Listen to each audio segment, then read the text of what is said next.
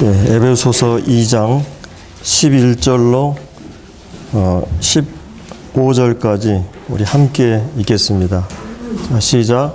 그러므로 기억하라. 너희는 그때 육체로 이방인이요 손으로 육체 행한 할례당이라 칭하는 자들에게 무할례당이라 칭함을 받는 자들이라.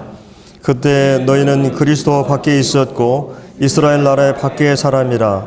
약속의 언약들에 대하여 외인이요 세상에는 소망이 없고 하나님도 없는 자이더니 이제는 전에 멀리 있던 너희가 그리스도 예수 안에서 그리스도의 피로 가까워졌느니라. 그는 우리의 화평이신지라. 돌로 하나를 만드사 원수된 것 곧 중간에 막힌 담을 자기 육체로 흐시고 육체로 피하셨으니 이 둘로 자기 안에서 한 세 사람이 지어 화평하게 하시고. 성경 번역이 좀 차이가 있어서 오늘은 제가 이 11절부터 15절 말씀을 본문으로 해서 함께 교제를 나누고 싶습니다. 우리가 이 에베소서를 이제 그동안 쭉 보면서 우리가 2장 1절에 보면 허물과 죄로 죽었던 너희를 살리셨도다, 이런 말씀을 우리가 볼 수가 있었습니다. 어떻게 보면 우리는 그 죽어 있다고 하는 말씀, 그 영적으로 죽어 있는, 그래서 하나님을 의식하거나 인식할 수 없고 또 하나님에 대해서 반응할 수 없는 이제 이런 영적인 상태에 있었던 거죠. 근데 우리가 주님의 은혜로 성령의 역사로 우리가 이제 살아난 것입니다. 우리가 거듭난 것이죠. 그래서 우리가 혈통으로나 육정으로나 사람의 뜻으로 나지 아니하고 하나님께로서 낳게 되고, 그래서 우리가 영적으로 살아있게 되자 이제 하나님을 알 수 있고 하나님에 대해서 감각할 수 있는 이런 상태가 된 것입니다. 또 죄에 대해서 민감하게 되고 또 의를 향한 그런 추구함이 있고 또 영적인 것들에 대한 관심과 또 성도를 사랑하는 마음, 이런 이 그리스도인의 영적인 가치를 위해서 이런 것들을 추구하는 마음들이 우리 안에서 일어나는 것을 이제 보게 되죠. 그래서 그때는 이제 사단이 우리를 지배하고 또 죄가 우리를 지배하고 또 우리가 이 공중 권세 잡은 이 사단을 쫓게 되고 세상 풍속을 쫓는 이런 그 상태에 있었던 저희들을 주님께서 이제 그리스도 함께 우리를 살리시고 주님과 더불어 이제 하늘에 안치인 바 되는 그런 영적인 축복 가운데 있게 된 것입니다. 그래서 하나님께서 우리를 구원하신 과정이 어떤 과정을 거쳤는가, 이런 것을 살펴보았는데, 그 다음에 이제 7절부터 제가 10절까지 말씀 보면서 하나님께서 왜 우리를 구원하셨는가, 이런 부분을 같이 살펴보았습니다. 그것 중에 하나가 하나님께서 구속사를 진행하면서 이 구속을 이루는 가장 중요한 동기가 뭐냐면 하나님의 사랑이었죠. 하나님의 성품에 의해서 구속이 이루어져 갔는데, 그 하나님의 어떠하심을 이제 이 예수 그리스도의 사역을 통해서 다 드러내셨는데, 이제 하나님의 어떠하심을 우리를 통해서, 교회를 통해서 드러내기를 원하셨고, 그래서 우리를 구원하신 가장 중요한 목적이 바로 저희들의 삶을 통해서 하나님의 어떠하심을 드러내는 것입니다. 그것이 하나님께서 가장 기쁨을 취하시는 거거든요. 그리고 또 한 가지는 이제 이 구원은 전적으로 하나님의 은혜로 시작되었기 때문에 우리의 행위로 말미암지 않고, 그래서 이 전적인 하나님의 선물이기 때문에 자랑할 것이 없다. 이 말은 다른 말로 하면 구원에 있어서 모든 영광은 하나님에게 돌아가야 된다는 것입니다. 그래서 이 구원받은 성도들이 은혜를 깊이 체험하고 나의 나됨을 깊이 알아가면서 나를 깊이 알아가면 갈수록 하나님의 은혜의 크기를 알게 되고 구원의 위대함을 알게 되거든요. 그러면서 하나님께 정말 진정한 영광을 더욱 돌리게 되는, 그래서 구원의 목적이 바로 거기 있는 거거든요. 하나님의 영광이 있기 때문에.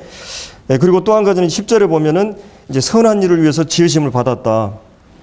그래서 이제 우리 주님께서 이 땅에 오셔서 선한 일을 행하셨습니다. 평생 동안. 근데 이제 우리를 통해서 선한 일을 한 친백성 삼기 위해서 저희들을 구원하셨다. 그래서 우리가 구원받고 나서 우리의 삶이나 존재를 통해서 주님을 증거하는 일뿐만 아니라 이제 우리는 그 선한 일을 위해서 우리의 생애를 살아가야 된다고 하는, 그래서 이제 이런 목적을 위해서 우리를 구원하셨다는 부분을 이제 우리가 살펴보았습니다. 그러니까 2장 1절부터 10절까지는 하나님께서 우리 가운데 행하신 일이죠. 수직적으로 하나님과 우리의 관계의 회복이고 영적으로 우리가 살아나고 이런 그 관계를 얘기했다면, 이제 11절부터 마지막 절까지는 이제 수평적인 관계를 얘기합니다. 이제 이방인과 유대인의 관계를 얘기하거든요. 교회 안에, 몸된 교회 안에 성도들이 어떻게 이렇게 하나 되는 과정을 설명해 주고 있는 것이 그 나머지 부분이거든요. 근데 반드시 이것은 전제가 하나님과 관계가 우리가 이 성립이 돼야만이 하나님의 은혜로 우리가 살림을 받고 새 생명과 새 성품을 가지고 있는 사람만이 이제 새로운 삶이 가능하듯이 이런 그 하나님과 관계의 회복, 이걸 통해서 이제 우리 인간관계 회복이 가능할 수가 있게 되는 걸 볼 수 있습니다. 그럼 먼저 우리가 11절에 이제 그러므로 기억하라, 생각하라 이런 말이죠. 너희는 그때, 이제 이 그때라고 하는 것은 구원받기 전을 얘기합니다.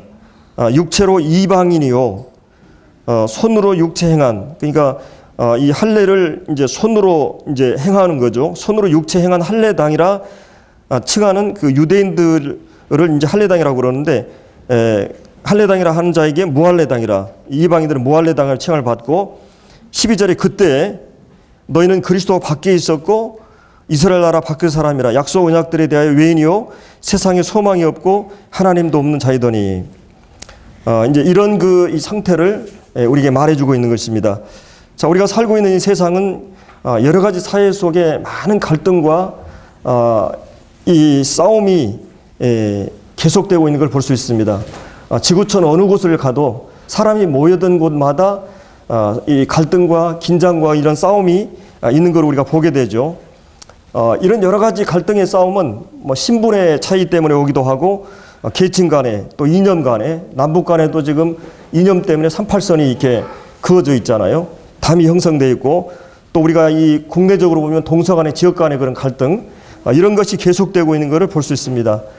배운 자와 배우지 못한 자, 또 가진 자와 가지지 못한 자, 이런 이 배운 사람과 또 배우지 않은 사람, 여러 가지 것들로 인해서 이런 갈등이 상존하고 있는 것을 볼 수 있습니다.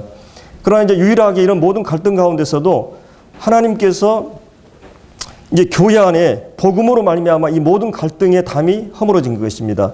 그래서 오늘 이 본문에 보면은 여기 이제 14절에 보면 둘이라는 단어가 나와요. 둘. 14절에 둘로 하나를 만드사. 그 다음에 15절에도 이 둘로 자기 안에 새 사람을 지었다. 16절에서도 십자가로 이 둘을 한 몸으로 하나님 화목하게 하셨다. 그 다음에 17절에도 이제 18절에 보면은 우리 둘이 한 성령 안에서. 자, 그러면 여기서 얘기하는 이 둘은 어떤 의미를 갖고 있어요? 여기서 이 둘은 뭘 얘기하겠어요? 여기 본문에서 얘기하는 이 둘은 이방인과 유대인을 얘기하는 거죠. 이방인과 유대인을 얘기하는 걸 볼 수 있습니다. 근데 놀라운 사실은 예수님 당시에는 이런 갈등이 심각했죠. 사실은 우리가 오늘날 여성들이 참 권위가 많이 신장되고 이런 사회 속에 살지만은 이런 권위가 회복되는 것은 얼마 되지 않죠. 우리가 불과 100년도 안 됩니다. 여성들이 선거권을 발휘하는 것도 그만큼 남성과 여성 이런 성에 대한 그런 차이, 이런 차별, 또 이 예수님 당시 때는 헬라인들이 지식인과 지혜인과 미련한 자를 구별했고, 이 로마인들은 문명인과 비문명인을 구분했습니다. 그리고 유대인들은 특별히 자기 유대인과 이방이라고 하는, 그래서 이방인들은 어떻게 생각했냐면 지옥의 불쏘시개 땔감으로 생각을 했어요. 이 개들로 취급을 하고, 그만큼 그런 인종의 차별이 심각했던 때가 바로 이 예수님 당시의 사회입니다. 근데 놀라운 사실은 이 예수 그리스도의 복음으로 말미암아 이런 모든 이방인과 유대인의 갈등이 완전히 해결이 되죠.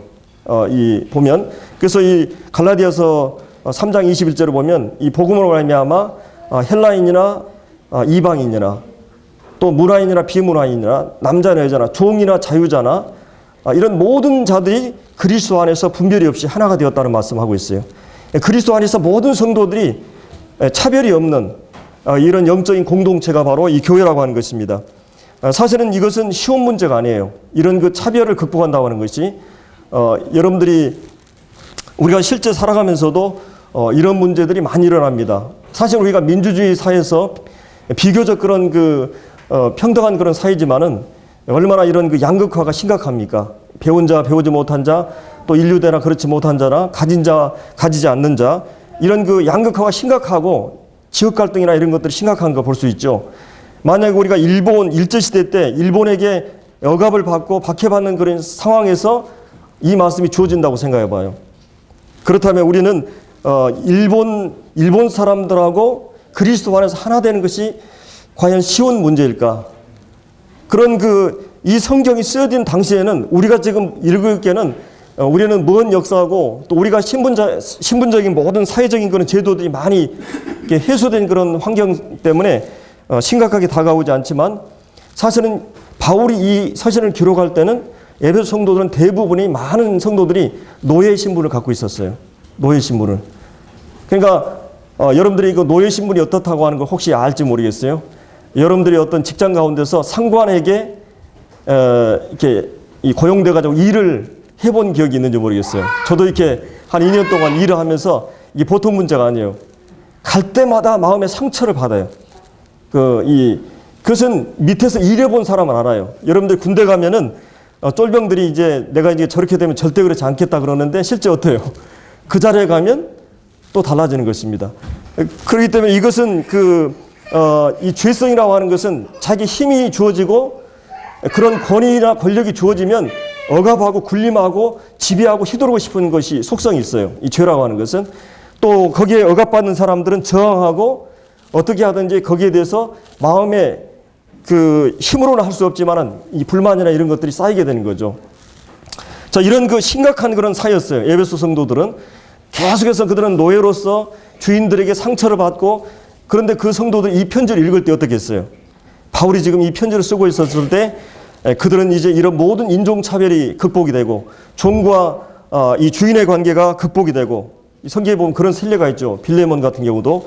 그러니까 이런 이 말씀들이 구절구절 읽을 때 그들의 눈에 빛이 오고 얼굴의 표정이 달라지고 마음의 그런 놀라운 자부심과 긍지와 위로를 갖게 되는 것입니다. 바로 이 편지가 쓰여진 당시에는 그래요. 그리고 특별히 이 사도 바울은 어떤 분이었어요? 이방인의 사도였어요. 그 무할례자들의 사도였다는 것이에요.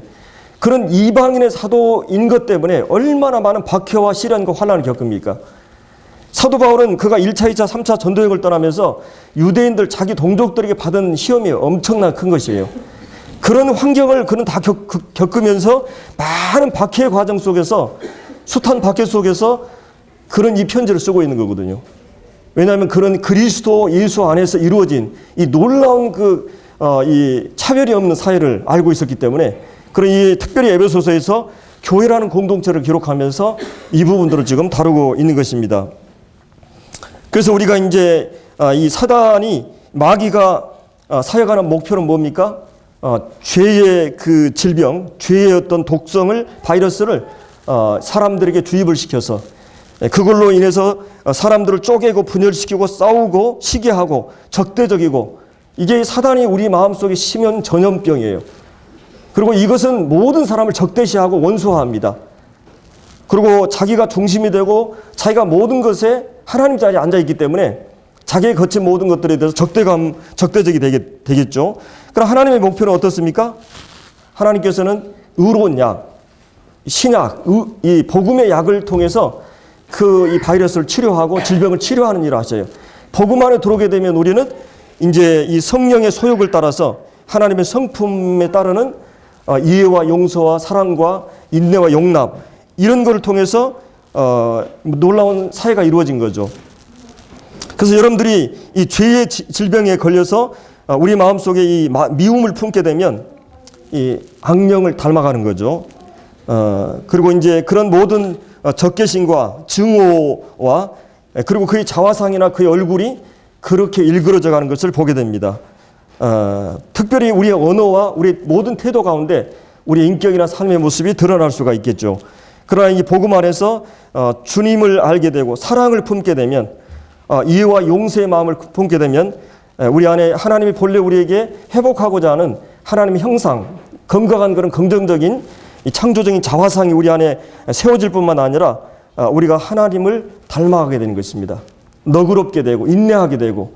그래서 우리 가운데 이런 이 사단의 우리를 장악하려고 하는 치열한 전쟁과 하나님께서 우리 안에서 자신의 주권과 통치를 행사하려고 하는, 어떻게 보면 이 세상도 격전지지만 우리 마음도 이 악령과 성령에 차지하려고 하는 격전지라고 하는 것을 알게 되고, 그리고 우리가 누구에게 그 의지를 드리냐에 따라서 우리 지체를, 우리 자신의 의지를 누구에게 의의 병기로 불의의 병기로 드리냐에 따라서 우리의 삶은 전혀 달라질 수 있다고 하는 것을 우리가 이제 생각해 볼 수가 있는 것입니다.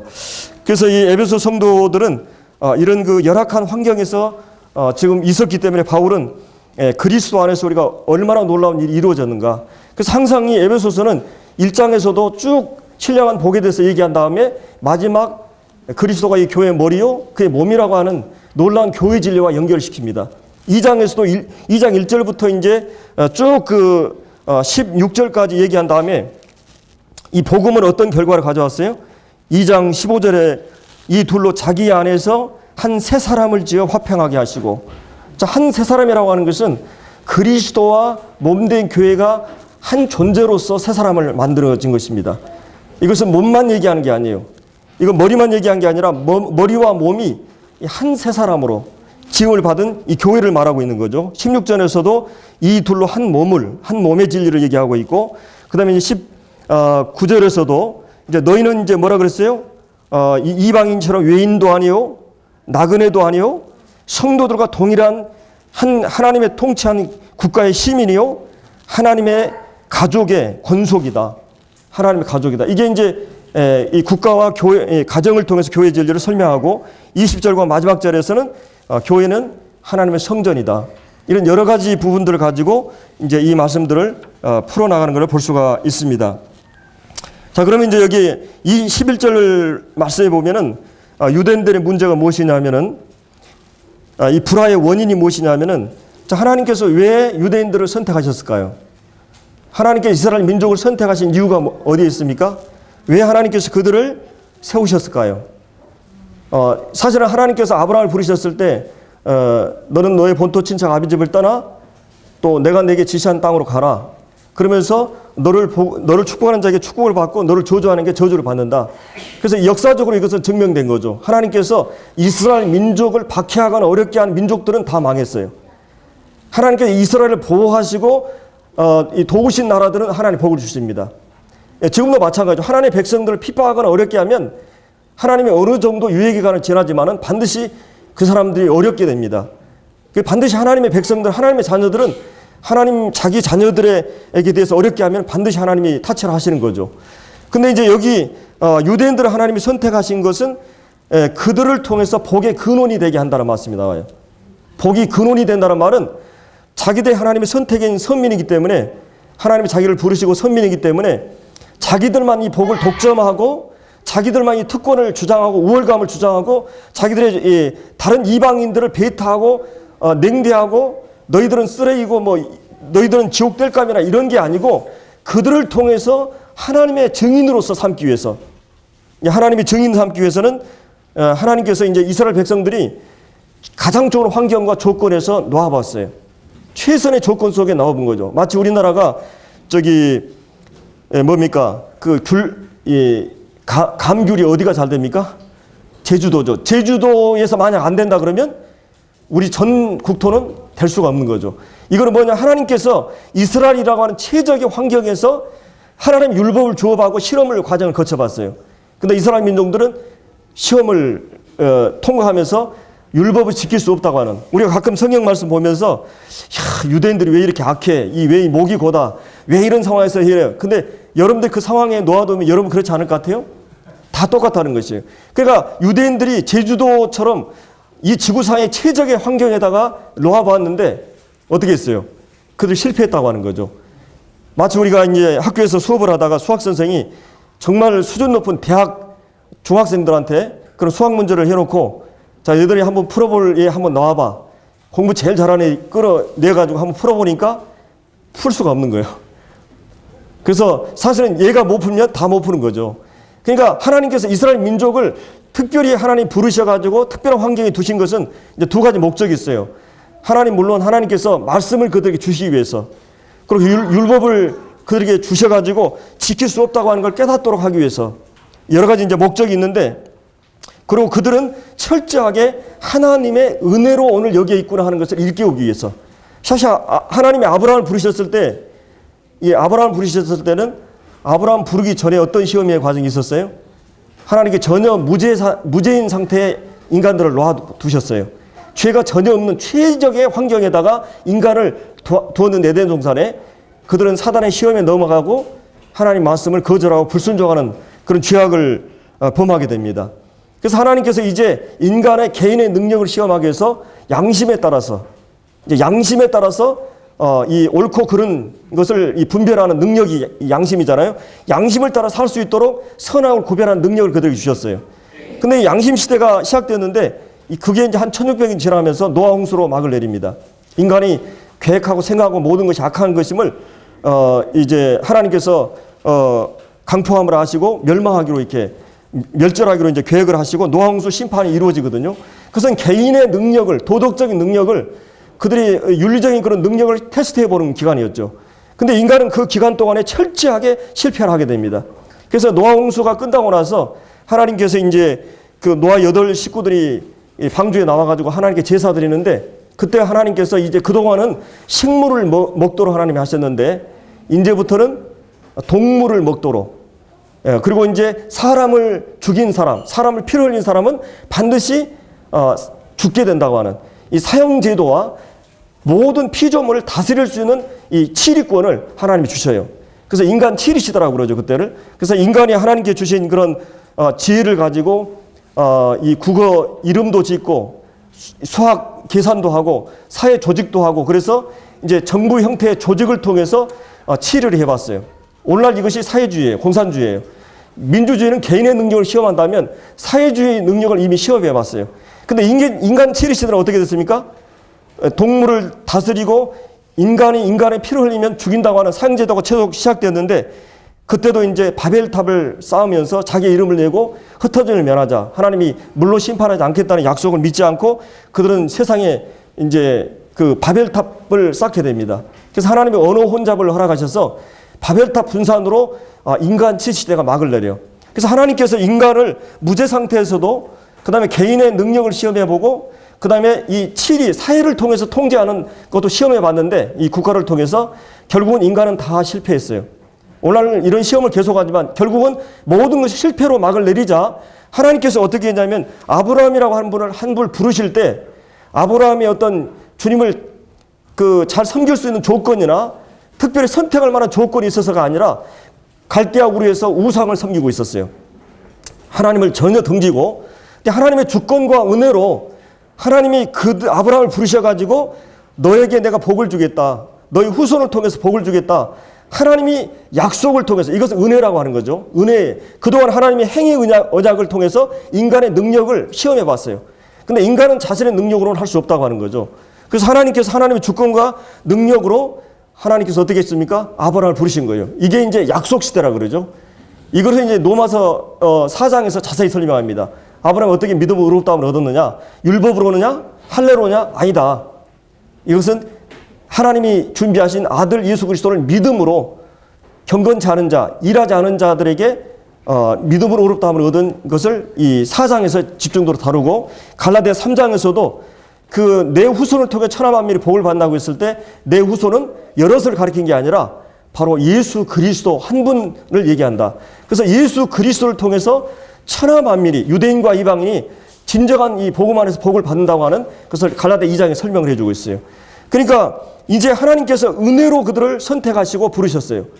내가 인간이 죄로 말미암아 타락하자마자 인간은 선을 해갈 수 있는 능력도 없고 인간은 정말 처참한 그런 상태에 있다고 하는 걸 하나님 아셨기 때문에 하나님의 그 진노의 대상이고 사단의 이 죄의 욕망에 지배를 받고 있는 사람들이기 때문에, 죄의 종이기 때문에 인간은 스스로 어떻게 하나님을 섬길 수 없는 상태에 있었어요.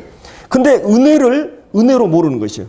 아브라함과 이삭과 야곱과 요셉 계속 하나님이 그 약속을 반복하면서 하나님의 주권과 은혜로 그러니까 하나님이 아브라함을 부르셔서 계속 그들을 인도할 때는 그들의 개인의 능력 때문이 아니라 하나님 자신의 언약과 그분의 그 신실한 성품과 그분의 거룩한 열심과 그분의 능력에 의해서 그들을 부르시고 세워가십니다. 여러분들이 하나님이 아브라함을 부르실 때 언제 그를 부르십니까? 창세기 12장에 부르셔요. 근데 그가 언제 의롭다함을 받습니까? 창세기 15장이에요. 그러니까 엄격한 의미에서 하나님이 소명 부르셨다. 그 다음에 의롭다 하시고 그들을 또 성화시키고 그들을 영화롭게 하는 이 단계가 하나님 먼저 그들을 부르셨다고 하는 것이죠. 그러니까 물론 우리가 구원받을 때 하나님께서 우리 안에 성령으로 우리 영을 일깨우지 않으면 하나님 부르시지 않으면 중생하게 하지 않으면 우리 하나님 믿을 수도 없고 믿음으로 의롭다함을 받고 믿음으로 의롭다함을 받은 사람들 안에 성령이 우리를 주님의 성품으로 닮아가게 합니다. 성화를. 주님이 오실 때 이제 영화로운 몸으로 우리를 변화시키는 하죠. 근데 이제 하나님이 아브라함을 통해서 부르셨는데 이 아브라함과 이 하나님과 언약은 어떤 언약입니까? 부부간의 대등한 그런 계약입니까? 그게 아니에요. 이것은 그 부모와 자녀가 하는 계약처럼 인간의 능력이 없고 인간의 힘이 없어요. 스스로 어떤 선을 행할 능력이 없어요. 그래서 하나님의 주권과 은혜와 하나님의 성품을 걸고 능력을 걸고 약속하신 것이에요. 그리고 그들을 일깨우고 설득하고 해가지고 계속 그들을 마침내 하나님의 사람으로 만들어가는 과정이 바로 이 하나님의 언약 관계입니다. 하나님이 자신이 맹세한 것이나 언약한 것을 반드시 이제 진행하셔요. 이스라엘 역사 가운데. 그래서 이제 아브라함을 통해서 그런 언약을 맺으시고 시간이 쭉 가는데 어떻게 됩니까? 이스라엘 백성들이 아브라함을 부르고 모세를 부를 때까지 500년 동안 어땠어요? 그들은 하나님의 은혜로 여기까지 서 있는데 은혜를 은혜로 모르더라는 것이에요. 그래서 하나님께 어떻게 합니까? 하나님 그래서 율법을 그들에게 주신 것입니다. 그래서 율법을 주셔가지고 너희들이 어떤 상태에서 너희들이 하나님의 은혜로 부름을 받았고 어떤 상태에 너희가 구원받았고 하나님 택함을 받아서 여기까지 왔는가를 일깨우게 하기 위해서 하나님이 이제 그 모세의 율법을 하나님이 허락하셨어요. 그 율법의 과정을 통해서 그들은 정말 자신들이 죄인인 것을 율법의 거울 앞에 그 하나님의 완전한 표정과 기준 앞에 자기들이 얼마나 이 율법을 도달할 수 없는 것을 깨닫고 처절하게 그들은 율법 앞에서 자신들을 알아야 했어요. 근데 안타까운 것은 그들은 그 율법을 지킬 수 있다고 생각했고 지킬 능력을 가지고 있다고 생각했어요. 그리고 예수님 오셨을 때는 그들은 다 율법을 지키고 있다고 생각한 것이에요. 그래서 예수님이 오셔가지고 너희들이 율법을 지키고 있다고. 그래서 율법의 본래의 의도나 정신을 마태복음 5장에서 얘기합니다. 그게 뭡니까? 간음 안 했다고? 행동으로? 살인 안 했다고? 너희들 마음으로 누굴 미워해 본 적이 없느냐? 예, 남에게 욕설을 해본 적이 없느냐? 여자를 보고 음욕을 품은 적이 없느냐? 바로 인간은 본성적으로 태생적으로 죄인인 것을 너희들이 알도록 하기 위해서 하나님 율법을 주셨는데 자기들은 행동적인 차원으로 살인을 하지 않고 간음하지 않았다고 다들 율법을 지키고 있다고 생각했어요.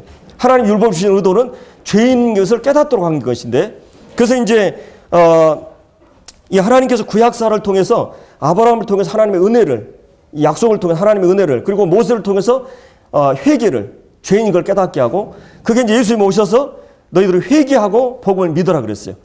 그러니까 나의 나됨을 하나님에 대한 회개와 하나님 앞에서 내가 어떤 존재인 걸 알게 되고 하나님의 그 거룩 앞에서 내가 죄인인 걸 깨닫게 되고 그 정말 이 죄에 대해서 심각하게 깨닫게 되고 그 다음에 그리스도 예수 안에서 준비한 죄에 대한 모든 처리가 이루어진 예수 그리스도에 대한 믿음을 그러니까 구약에서는 구원 준비를 위해서 두 가지 시대가 있었는데 율법 시대는 죄를 회개하기 위해서 약속 시대는 하나님께서 이 겹쳐져 계속 하나님의 은혜로 구원받았다고 하는 것을 두 시대에 보여주고 있는 것입니다. 그리고 이제 예수님이 오셔서 구원 준비 시간이 지나고 구원 성취는 이제 이 교회 시대를 통해서 구원이 성취되고 유대인들에게 천년왕국 구원의 그 천년왕국을 통해서 두 구원의 성취 시대가 와요. 구원 준비 시대가 있고 그래서 이제 예수님이 이제 그렇게 해서 오신 거거든요. 그래서 이 사도 바울이 여기서 얘기하고 있는 것은 하나님께서 이제 하나님이 그들에게 주신 율법이나 하나님 그들에게 주신 할례를 가지고 그들은 이방인과 자기들을 향한 담을 쌓고 있었다고 하는 것이에요. 그들이 하나님이 특별히 자기들을 다른 민족으로 생각해서 선택해가지고 율법을 주시고 할례를 주어가지고 선민이고 너 이방인과 근본적으로 다르다. 그렇게 해서 오히려 율법을 가지고 담을 쌓았다고 하는 것이에요. 우리가 이제 여기서 배울 수 있는 것은 우리가 구원받고 그리스도인이 됐기 때문에 하나님이 여러분을 축복해 주셨기 때문에 여러분이 그 축복을 가지고 담을 쌓을 수 있어요. 여러분 정말 이 은혜를 하나님께서 복의 근원이 된다는 말은 이스라엘 민족을 통해서 다른 민족이 복을 받도록 하기 위해서 하신 겁니다. 우리를 통해서 복의 근원이 된다는 말은 우리를 통해서 다른 사람이 복을 받는 것이 돼야 돼요. 복음을 통해서.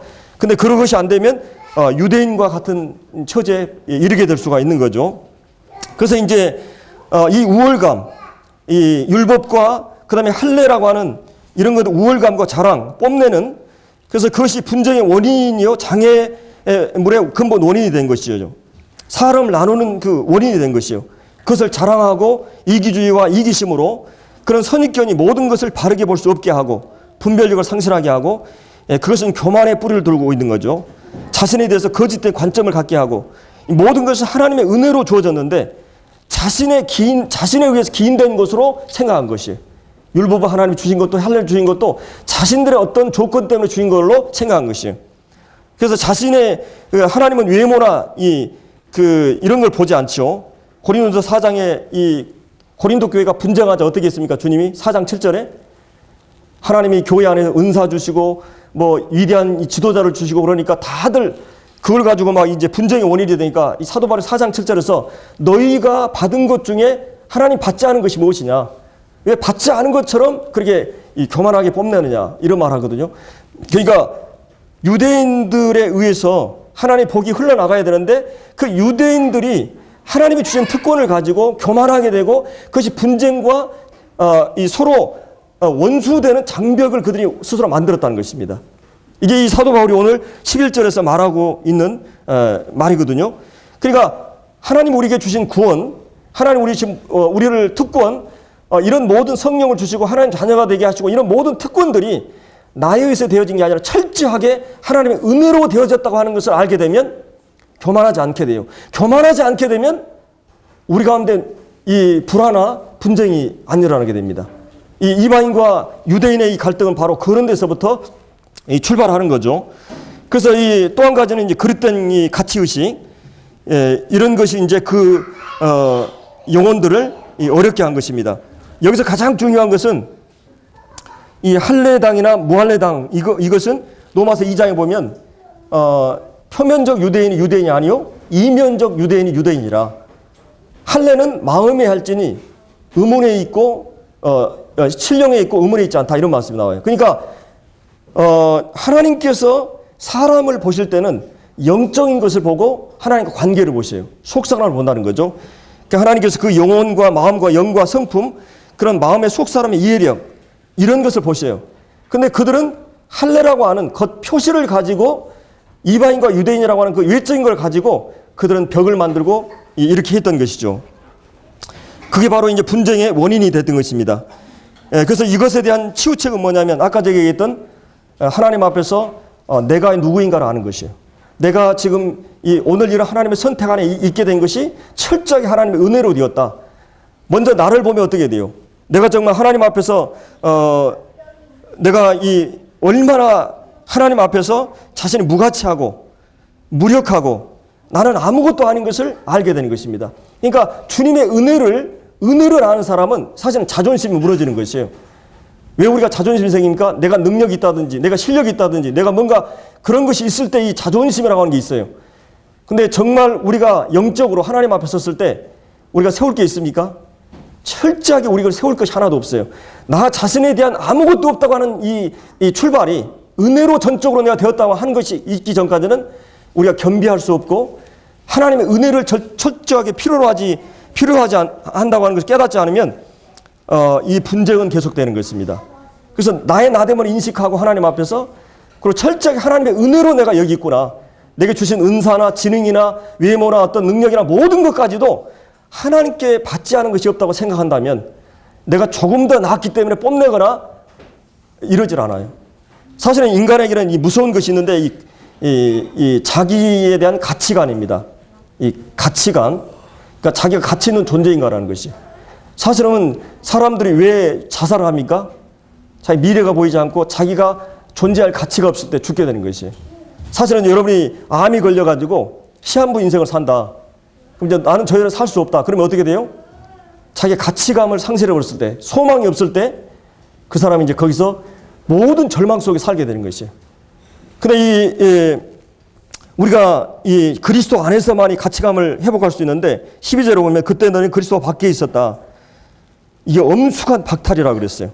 그리스도 밖에 있다고 하는 거예요. 이것처럼 비극적인 운명이 없어요. 그리스도 안과 밖은 어마어마한 영토를 얘기하는 것입니다.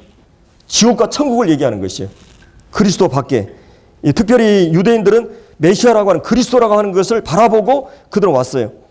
이스라엘 하나님이 선택한 백성 밖에 있었다. 약속의 언약들에 대해서, 이 메시아에 대한 언약에 대해서 외인이었고 세상에 소망도 없고 하나님도 없는, 그래서 이것이 바로 인간의 가장 절망적인 상태를 말해주고 있는 것입니다. 하나님도 없고 소망도 없었다. 여러분, 소망이 없다고 하는 것, 그래서 그 단테가 지옥의 그 팻말에는 이런 게 쓰여 있다고 그랬어요. 일체 소망을 다 포기하라, 단념하라. 그리고 여기는 그 절망이 영원화된 곳이다. 일체 희망이 없는 장소. 이게 바로 지옥입니다. 근데 여러분이 하나님도 없고 소망도 없다고 했습니다. 그리스도 밖에가. 근데 놀라운 사실은 이제 우리가 주님의 은혜로 이 그리스도 안에 돌아온 것이죠. 그래서 여기 12절과 아까 19절은 대비되죠. 그러므로 이제부터 너희가, 그러니까 18절까지는 13절부터 18절까지는 무슨 일이 거기에 들어가 있어요? 그리스도의 구속사가 거기에 들어가 있어요. 계속해서 반복해서. 여기 이제 13절에는 멀리 있던 가까워졌다. 그 이상 가까워질 수 없는 관계로 가까워져 있어요. 여러분이 그 예수 그리스도의 피가 그분이 합법적으로 죄에 대한 정당한 하나님의 진노의 값을 지불하지 않고는, 이 죄의 삭신 사망을 지불하지 않고는 그분이 피 흘림이 없이는 바로 죄사함이 없어요. 근데 놀라운 사실은 우리가 하나님과 멀어져 있었어요. 아득하게 보이지도 않고 그 앞에 갈 수도 없는 그 멀어졌던 저희들이 그리스도 안에서 그분의 사역의 피로 말미암아 주님과 친밀한 관계가 된 것이요. 가장 가까운, 더 이상 가까울 수 없는 관계로 맺어진 것입니다. 이것이 바로 이 축복이에요. 14절에서 우리가 이제 하나님과 이방인과 우리가 이 원수되어서 중간에 맡긴 담을 육체로 이 육체 죽음으로 하셨어요. 우리가 이제 성찬을 하는데 예수 그리스도 피로 우리가 이 그리스도 안에서 하나님과 더불어 가까워졌고 우리 모든 성도들이 가까워진 거죠. 이 14절에도 그래서 이제 육체로 그것을 하셨다. 중간에 맡긴 담을 무너지게 하셨다. 이 울타리나 담을 다른 사람과 나의 관계의 모든 담을 육체로 허물으셨다. 그리고 의문에 속한 이 계명의 율법, 여기서 율법은 의식법을 얘기하죠. 이제 제사 드리는, 매일 제사 드리는 그 제사를 히브리서 9장에 보면 이것을 피하시고 단번에 영원히 온전케 하시고 단번에 우리를 영원한 속죄로 이루시고, 이제 이 율법을 이제 그래서 우리는 안식이나 월삭이나 이런 걸 지키지 않죠. 구약의 의식법을 다 예수님이 자신의 죽음으로, 단번에 죽으심으로 그 모든 모형이 다 사라졌어요. 여러분, 아파트를 지으면 아파트 짓기 전에 뭘 짓죠? 모델하우스 짓죠. 모델하우스를 계속 이렇게 구경시키다가 실체가 오면 이건 다 걷어버리는 것이에요. 바로 이 구약의 많은 짐승들이 죽었어요. 번제, 희생제, 여러 속죄제, 속건제 이런 제사들이 있었어요. 근데 그 모든 제사들이 그리스도의 속죄 죽으심으로 다 폐해졌습니다. 그래서 이제 16절에서도 십자가로, 이 예수 그리스도의 십자가로 이 한 몸을 이루셨다. 원수된 것 십자가로 소멸하셨다. 이 소멸했다는 말이 살해했다는 말이에요. 죽였다는 말이죠. 십자가로 원수된 것을 소멸하시고, 그래서 먼데 있는 이방인들에게 평안을 전하고, 그래서 여기 14절에 보면 예수님은 우리의 화평이신지라 이게 선언하고 있죠. 그 다음에 15절에는 화평을 이루시고 이런 말씀이 있어요. 그 다음 17절은 뭐예요? 화평을 전하셨다. 그분은 화평의 주님이셨고 화평을 십자가로 이루시고 그 다음 화평을 전하셨어요. 그래서 18절에는 이제 저로 예수 그리스도로 말미암아 이방인과 유대인 우리 둘이 한 성령 안에서 아버지 하나님께 나아감을 얻게 했다. 얼마나 놀라운 일이에요. 이제 우리가 하나님 앞에 하나님의 존전에 나아갈 수 있는, 그래서 이 염소와 소환제 피로 하냐고 자기 피로 영원한 속죄를 이루사 우리가 이 성소에 들어갈 수 있게 하셨다. 하나님께 나아갈 수 있게 하셨다.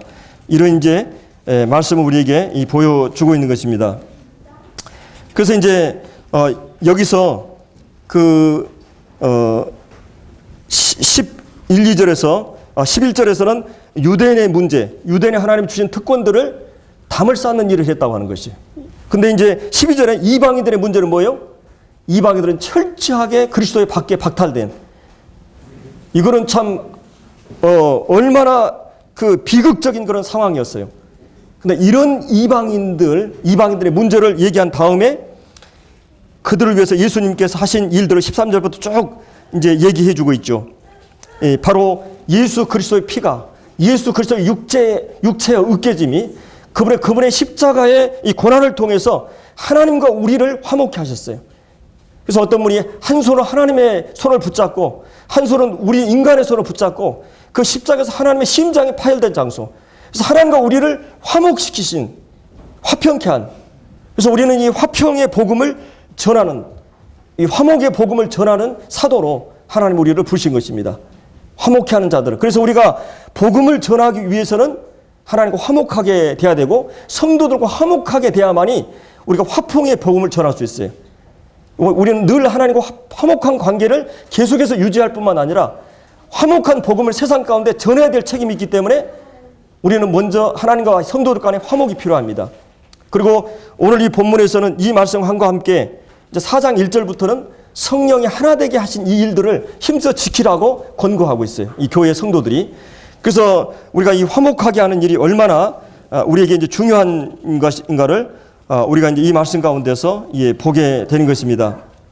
그래서 우리가 이 세상 속에 살아가면서 가장 큰 고통은 바로 우리가 실제적으로 느끼는 미움과 적개심이죠. 때로 이것이 가정 안에, 직장 안에, 학교, 교회 안에 서로 미워하고 정말 이런 그 전쟁하고 끊임없는 긴장하는 것을 우리가 볼 수 있어요. 바로 모든 문제의 원인이 어디에 있습니까? 사랑 없음이에요. 내가 지금 미워하고 그래서 내 안에 사랑이 식었거나 사랑이 사라져버린 그 자리에 미움이 자리 잡게 되고 미움과 이 적개심, 이것이 우리를 지옥으로 만드는 것입니다. 바로 이 지옥은 어떤 것이었어요?